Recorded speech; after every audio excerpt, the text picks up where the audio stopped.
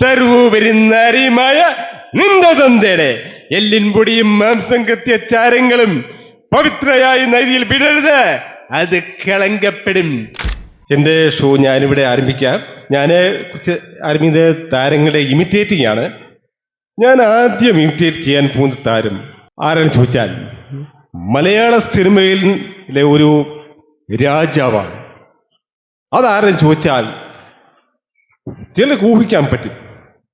Lieutenant colonel doctor Padmashri Padmabhushan Bharat Mohanlal എന്ന ഞങ്ങളുടെ പ്രിയ ലാലേട്ടൻ. പവിത്ര, ഒരു മകന്റെ ധർമ്മമാണ് അച്ഛനെ യഥാവിധി അന്ത്യകർമ്മം ചെയ്യാൻ മണപ്പള്ളി മാധവൻ നമ്പ്യാർ എന്ന് പറയുന്ന മഹാപാപിയും സർവോപരിനാരിയുമായ നിന്റെ തന്തയുടെ എല്ലിൻ പൊടിയും മാംസം കത്തിയ ചാരങ്ങളും പവിത്രയായ നദിയിൽ വിടരുത്, അത് കളങ്കപ്പെടും. ഒരു പിടി പുണ്യാത്മാക്കൾ ഏറ്റുവാങ്ങുന്ന ഈ മണത്തിട്ട മാധവൻ നമ്പ്യാർക്ക് ഇനി എത്ര ജന്മം പലത് ജനിച്ചു മരിച്ചാലും ഒരുപാട് തീണ്ടാൽപ്പാട് അകലെയാണ്. അതുകൊണ്ട് നീ പോയി നിന്റെ വീട്ടിന്റെ ഏതെങ്കിലും കഞ്ഞിക്കോണിലുള്ള തെങ്ങിന് തടം വെച്ച് ഈ ചാരം നീ അതിലിട്ട് മൂട്. പോടാ പോ മോനെ ദിനേശ, പോ. ചത്ത് ദഹിഞ്ഞ് മണ്ണതിഞ്ഞോടെ എനിക്ക് പകയല്ല, അറപ്പാണ് എന്റെ ജീവിതം. 6 വർഷം നിരപരാധിയായ എന്റെ ജീവിതത്തിന്റെ വെളിച്ചം കെടുത്തി എന്നെ നിസാരമായി സെൻട്രൽ ജയിലിലെ ഇരുട്ടിലേക്ക് വെളിച്ചം കെടുത്തിയ നിന്റെ തന്തയുടെ നെഞ്ചികിരി ചോര കുടിക്കുന്ന ഒരു സ്വപ്നം എനിക്കുണ്ടായിരുന്നു. 6 വർഷം എന്നെ ജീവിക്കാൻ പ്രേരിപ്പിച്ച സ്വപ്നം.